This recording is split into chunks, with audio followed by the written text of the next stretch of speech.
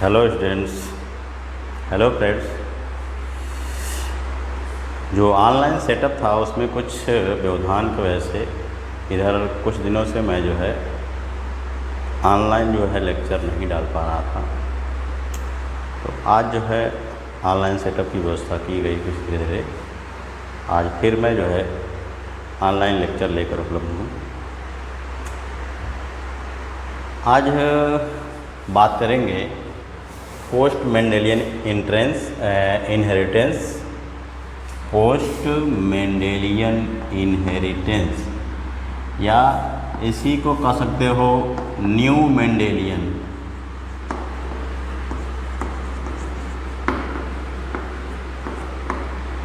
या इसी को कह सकते हैं deviation from Mendel law,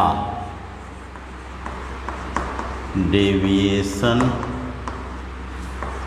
from Mendel law,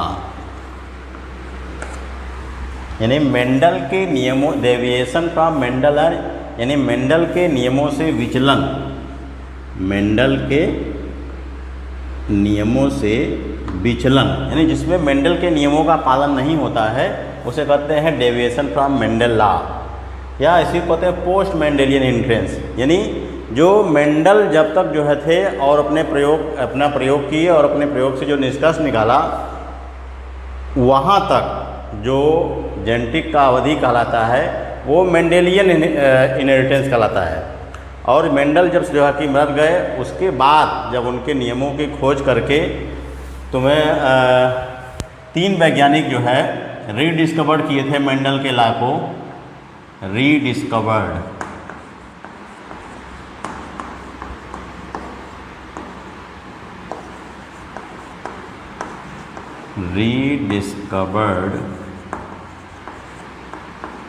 Mendelian law.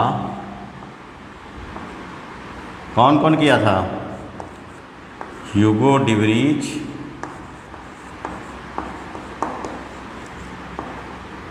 Karl coherence और शेरमार्क।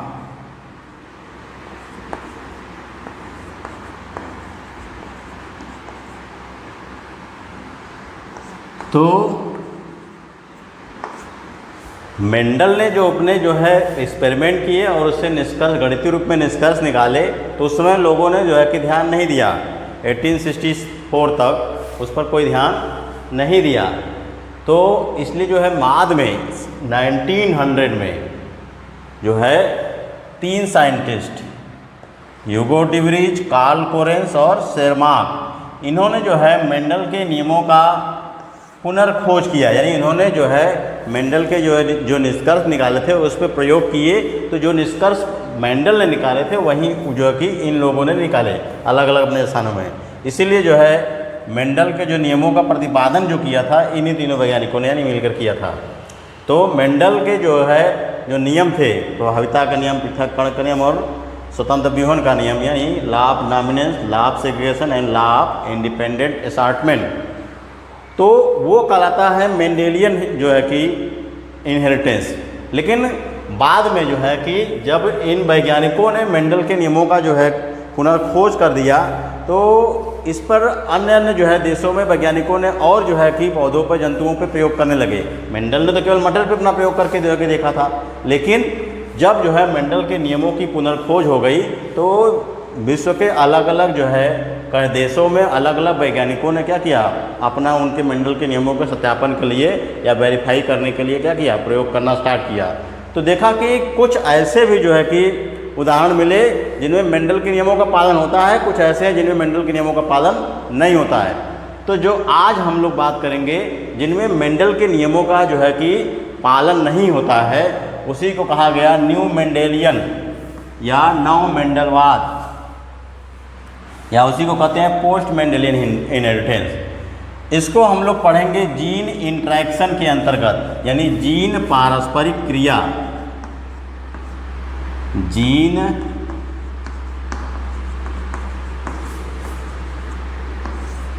पारस्परिक क्रिया इसको यानी न्यू मेंडेलियन या पोस्ट मेंडेलियन इनहेरिटेंस को हम लोग पढ़ेंगे जीन इंटरेक्शन या जीन पारस्परिक क्रिया के अंतर्गत। ये जो जीन पारस्परिक क्रिया है यह दो प्रकार से किया जा सकता है अध्ययन, या दो प्रकार का होता है, 2 टाइप का। पहला है एलीलिक इंटरेक्शन या एलीलिक पारस्परिक क्रिया, एलीलिक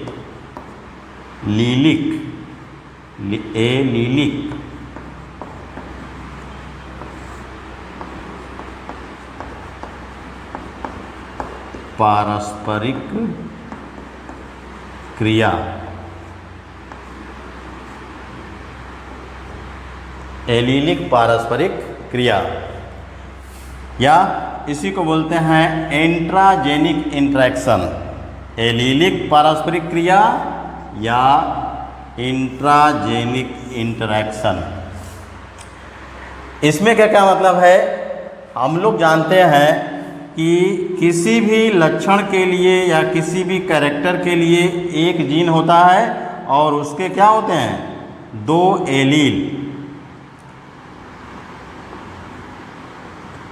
एक जो है जीन के 2 एलील,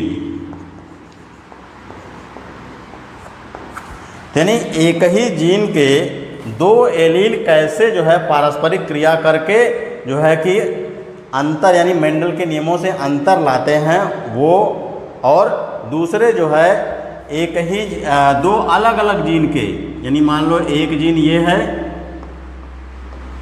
और ये दूसरा जीन है, ये आपस में पारस्परिक क्रिया करके जो है क्या जो है मेंडल के नियमों में परिवर्तन लाते हैं, वो जो है नॉन एलीलिक इंटरेक्शन या गैर एलीलिक इंटरेक्शन में बात करेंगे। तो एलीलिक इंटरेक्शन का मतलब है एक ही जीन के 2 एलील, मान लो जो है मटर में जो लिया था लेंथ ऑफ स्टेम यानी तने की लंबाई, तने की लंबाई लिया था तो उसके लिए 2 एलील थे, कैपिटल टी और स्मॉल टी, ये 2 एलील हो गए। तो ये 2 एलील कैसे जो है पारस्परिक क्रिया करते हैं और करके क्या परिवर्तन लाते हैं या क्या डिफरेंस लाते हैं जो मेंडल से लाए, उसकी बात इसमें करेंगे। और 2 अलग अलग जीन अगर के आपस में इंट्रैक्शन या पारस्परिक क्रिया करते हैं तो उससे क्या रिजल्ट आता है, उसको बोलते हैं नॉन एलीलिक इंट्रैक्शन या गैर एलीलिक इंट्रैक्शन। तो एलीलिक या इंट्राजेनिक इंट्रैक्शन के अंतर्गत आता है पहला इनकम्प्लीट डोमिनेंस, अपूर्ण प्रभाविता।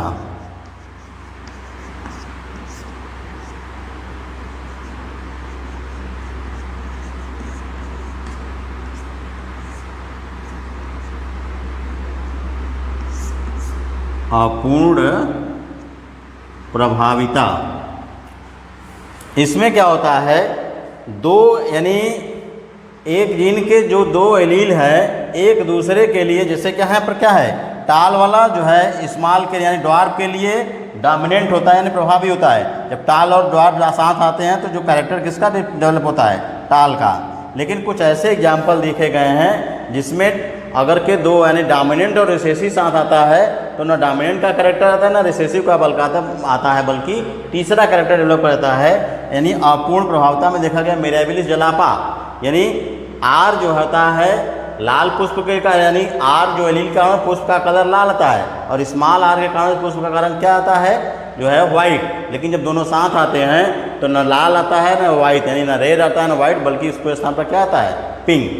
तो इसलिए जो है नी जो दोनों कैरेक्टर हैं वो एक दूसरे के लिए टोटली डोमिनेंट नहीं होते हैं। जैसे मान लो कैपिटल आर है और स्मॉल आर है, मैंने भी बताया कि आर जो है रेड के लिए और स्मॉल आर जो है वाइट के लिए, किसमें? मिराबिलिस जलापा में। लेकिन जब दोनों साथ आते हैं तो न आर आता है रेड आता है न वाइट, बल्कि इसके स्थान पर क्या आता है? पिंक। यानी जब स्मॉल आर और कैपिटल आर स्मॉल आर आते हैं तो रेड या वाइट के स्थान पर तीसरा कलर आता है पिंक, क्योंकि दोनों एक दूसरे के लिए प्रभावी नहीं है। यानी जो रेड है वो दूसरे वाइट के लिए प्रभावी नहीं है, यानी इनकम्प्लीट प्रभावी है। दूसरा है कोडोमिनेंस,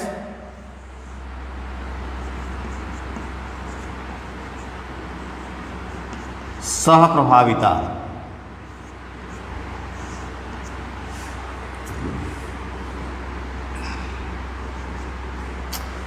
इसमें क्या होता है, इसमें एग्जाम्पल लेते हैं ए ब्लड ग्रुप ए और बी का, ए और बी के बीच क्रॉस कराते हैं तो आता है ए बी, यानी दोनों मिल करके अपना प्रभाव प्रदर्शित करते हैं, तो उसको बोलते हैं स, मतलब होता है साथ साथ प्रभाविता, यानी दोनों का प्रभाव समान होगा, सप्रभाविता होगा या समान प्रभाव होगा। तो ए और बी के बीच अगर रक्त समूह हो, वैसे व्यक्तियों के भी यानी वैसे क्रॉस कराया जाए तो दो आएगा F1 जनरेशन या F1, वो क्या होगा, सप्रभाविता। उसी तरह है तीसरा मल्टीपल एलिलिज्म, या इसी को कहते हैं बहुगुण एलीलवाद।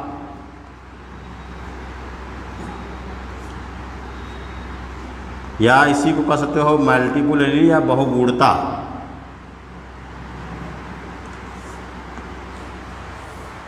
बहुगुणता का मतलब है एक कैरेक्टर के लिए समानता, यानी एक लक्षण के लिए दो एलील उत्तरदायी होते हैं, लेकिन जो मनुष्य है, मनुष्य में जो रक्त समूह एबीओ है, रक्त समूह एबीओ, इसके लिए 3 एलील जो है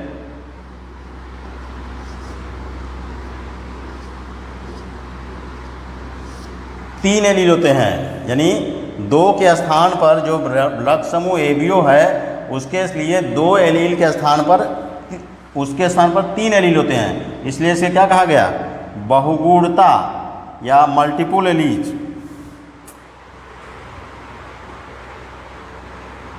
या कह सकते हो मल्टीपल एलिलिज्म।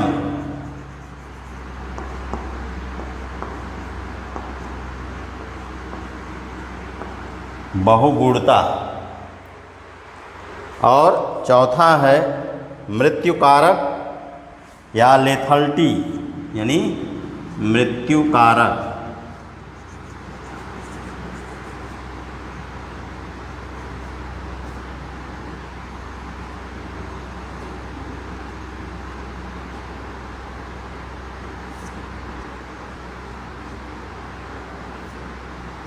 यानी किसी एलील या जीन के जो है इंट्रैक्शन से जीव की मृत्यु हो जाए तो उसे कहते हैं लेथल्टी या मृत्युकारक। तो ये हो गया एलीलिक इंट्रैक्शन, यानी एक ही जीन के 2 एलील आपस में इंटरेक्ट करके जो मेंडल से अलग जो है प्रभाव दिखाते हैं। दूसरी तरफ है नॉन एलीलिक या गैर एलीलिक।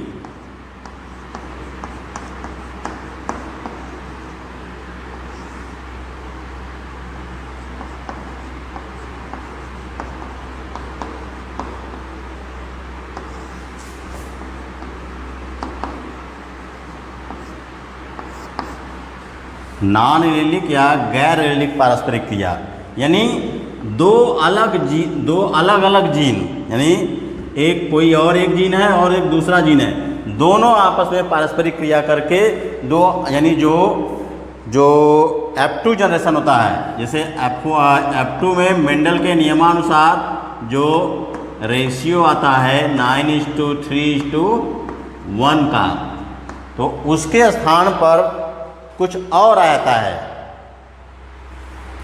तो इसमें जो है एग्जाम्पल है इपीस्टाइसिस। इपीस्टाइसिस, ये इपीस्टाइसिस 2 प्रकार का है, कॉम्प्लीमेंट्री और सप्लीमेंट्री। कॉम्प्लीमेंट्री में 9:3:1 के स्थान पर 9:7 का आता है, और सप्लीमेंट्री में 9:3:1 के स्थान पर 9:3:4 आता है। तो ये गैर एलील, यानी 2 अलग अलग जीन के जो है एलील आपस में, या 2 अलग अलग जीन जो है आपस में पारस्परिक क्रिया करके जो है जो आना चाहिए रेशियो F2 में, उसके स्थान पर कुछ और जो है कि लक्षण विकसित करते हैं, या कुछ और जो है कि रेशियो विकसित करते हैं, या रेशियो आता है। तो ये जो है मेंडल के यानी न्यू मेंडेलियन है। इसमें आज हम लोग चर्चा करेंगे कोडॉमिनेंस या सप्रभाविता का। एक लेक्चर में हमने अलग से जो है इनकम्प्लीट डोमिनेंस पर चर्चा किया है, आज जब करेंगे कोडॉमिनेंस या सहप्रभाविता पर।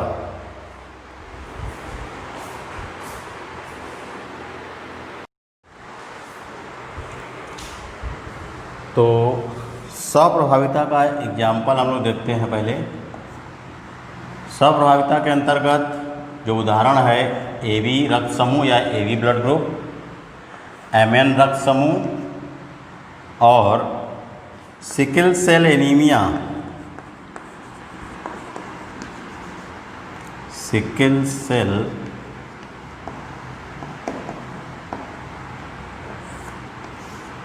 एनीमिया। तो यानी एग्जाम्पल है इसमें से, और ये एग्जाम्पल NCERT में दिया है तो वहीं हम लोग पढ़ेंगे। तो दो एग्जाम्पल और है, MN रक्त समूह और HBS, यानी ये जो है सिकिल जो है या फिर RBC शेप को चेंज करता है और ये नॉर्मल शेप देता है। दोनों मिल करके जो है कोडोमिनेंस का जो है कि एग्जाम्पल देते हैं। देख लेते हैं AB रक्त समूह को। मान लो कोई मेल है, उसका जो रक्त समूह है A है, और कोई फीमेल है जिसका रक्त समूह B है। यानी A मेल है, रक्त समूह ये व्यक्ति जो A है उसका रक्त समूह A है, वो मेल है, और फीमेल का रक्त समूह B है। तो इसमें जो एलील मान लेते हैं जो बनेगा गैमीट कैप IA और IA, ये क्या हैं? गैमीट।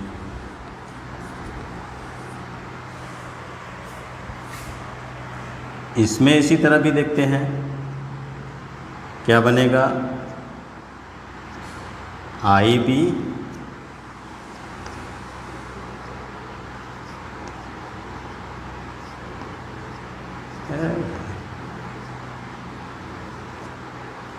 ये भी क्या है? Female gamete.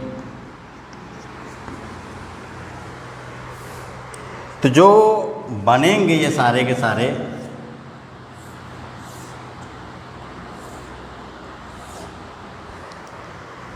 यानी जो मेल का गैमीट है वो IA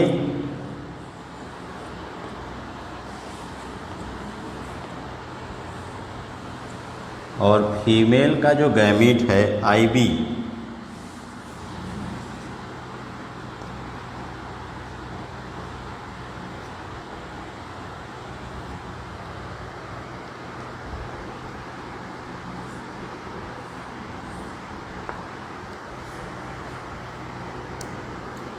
क्या है ये? मेल गैमीट, ये फीमेल गैमीट।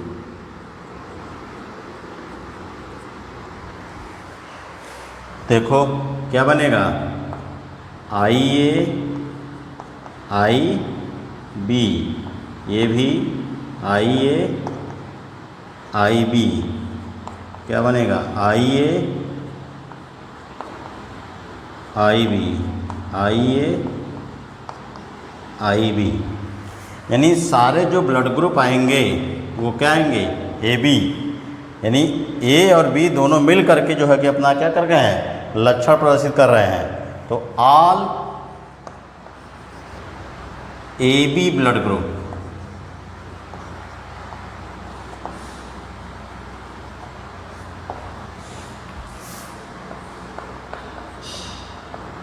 यानी जो F1 बनेगा वो सभी के सभी क्या बनेंगे? AB ब्लड ग्रुप वाले। तो इस तरह से ये क्या एग्जाम्पल है, यानी AB जो ब्लड ग्रुप है स्वप्रभाविता, यानी दोनों जो है एलील तो एक दूसरे के लिए स्वप्रभावी हैं, इसलिए जो है कि दोनों मिल करके अपना लक्षण प्रदर्शित करते हैं। अब यहीं पर देखते हैं मल्टीपल एलीलिज्म या बहुगुण एलीलवाद।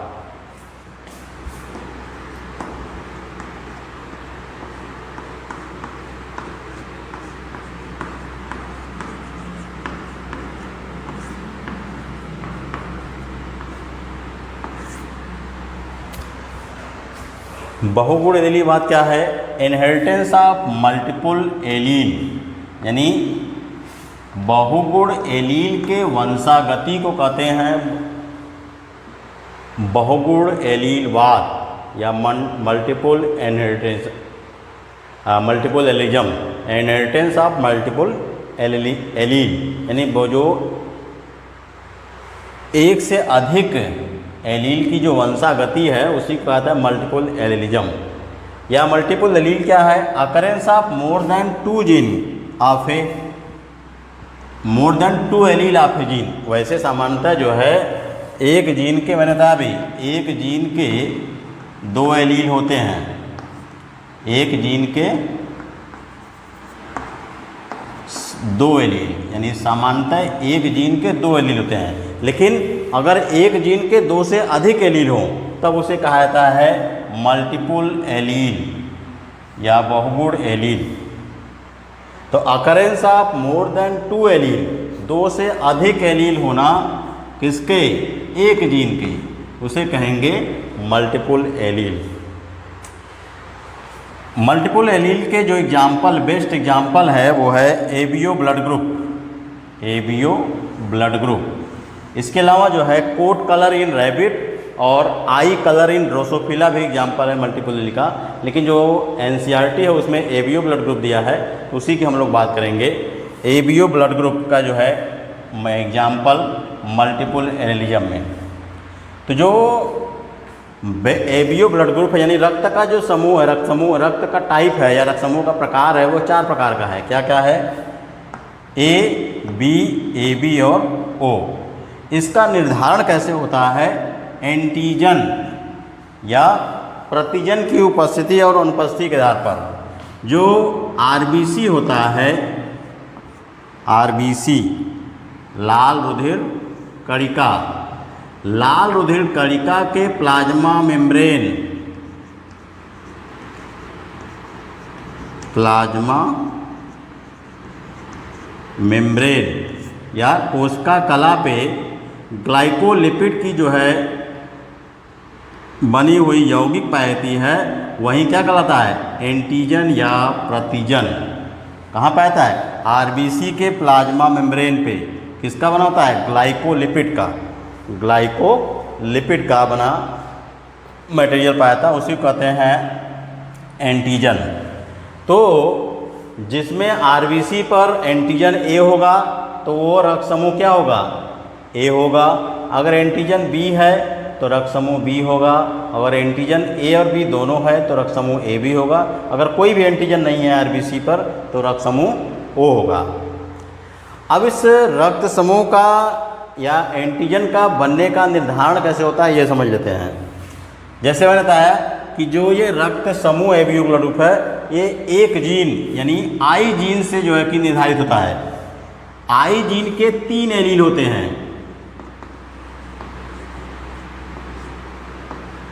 थ्री एलील कौन कौन? आई ए, आई बी और आई नॉट या आई जीरो भी कहते हैं। इस तरह भी लिखा था, इसको आई जीरो बोलेंगे, आई जीरो या आई नॉट।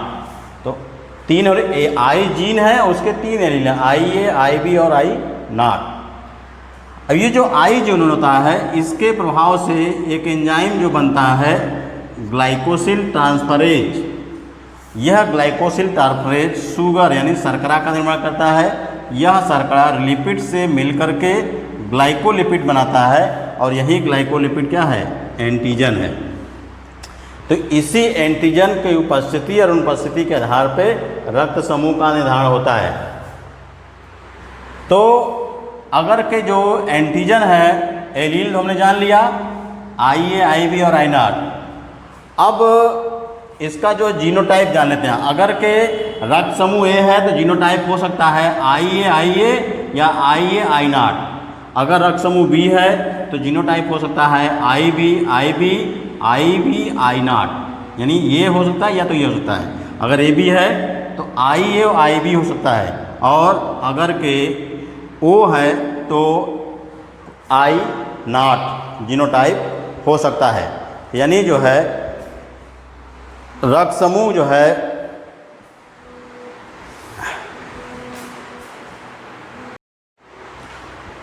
तो ये पॉसिबल जीनोटाइप है इन 4 प्रकार के रक्त समूह के लिए। तो यहाँ पर ये समझ लेते हैं, जो आई ए होता है dominant over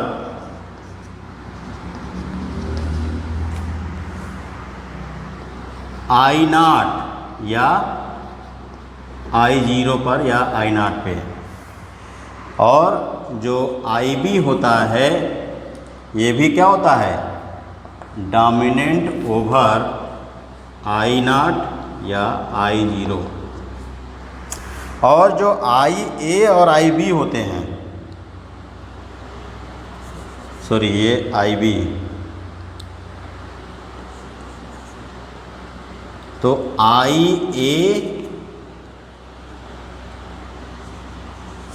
and I B कोडोमिनेंट होते हैं, यानी एक दूसरे के कोडोमिनेंट होते हैं। तो क्लियर है, I A dominant over I A I not, या आई बी जो है डोमिनेंट ओवर आई नॉट या आई जीरो पे, और आई ए एंड बी आई डबी दोनों दूसरे के क्या होते हैं, कोडोमिनेंट होते हैं। अब इसका जो है इनहेरिटेंस कैसा होता है वो समझ लेते हैं।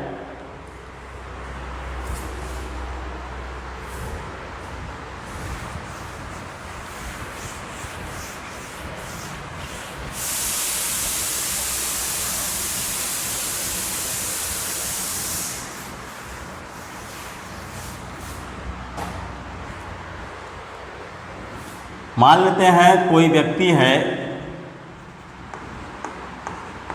जिसका जो है ब्लड ग्रुप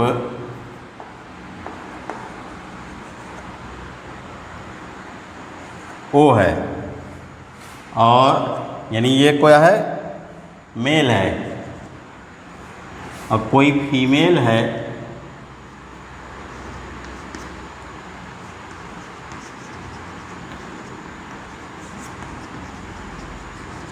जिसका ब्लड ग्रुप बी है। तो मान लो इसमें जो अब इसका एलील का पॉसिबिलिटी क्या होगी, क्योंकि ओ ग्रुप है तो इसमें जो दोनों एलील बनेंगे वो क्या होंगे, यानी गैमीट बनेंगे वो क्या बनेंगे, आई नॉट आई नॉट। इसका इनहेरिटेंस बहुत इंपॉर्टेंट है, या जीनोटाइप देकर के ये फिनोटाइप बहुत इंपॉर्टेंट है, क्योंकि हर एग्जाम में तुम्हारे जो है कि एक जीके से लेके हर कॉम्पिटिटिव एग्जाम में पूछा जाता है, वो सामान्य जीके के अंतर्गत आ जाता है। तो आई बी यानी बी में देखते हैं, देखो यहाँ पॉसिबिलिटी बी में दो है, आई बी और आई बी और आई नॉट। तो यहाँ पर एक लेकर चलते हैं हम लोग अभी फ़िलहाल, आई बी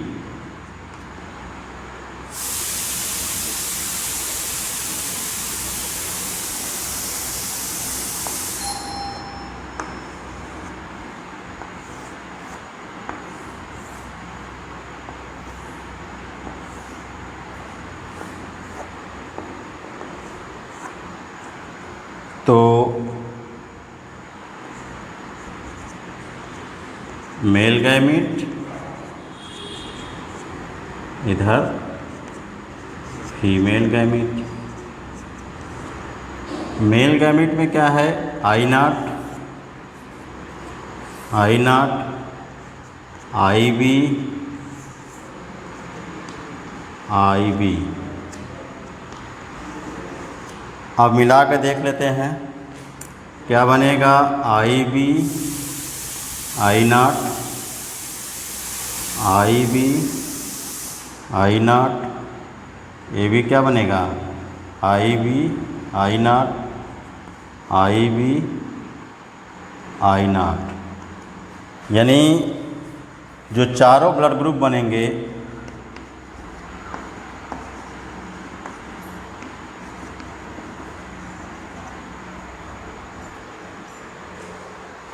क्या बनेंगे, सारे के सारे जो है बी, क्योंकि बी जो है बता मैंने B I B dominant over I not, तो क्या बनेंगे बी बी बी।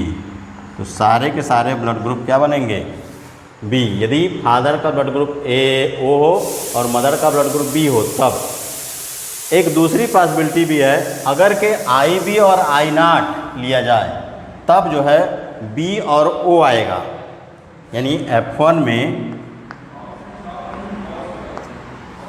बी और ओ आएगा यदि दूसरा condition I B I not लेते हैं तब। तो ये एक एग्जाम्पल लेके देखा हमने, बाकी और एग्जाम्पल लेकर के देखेंगे A B O blood group का जो है एग्जाम्पल।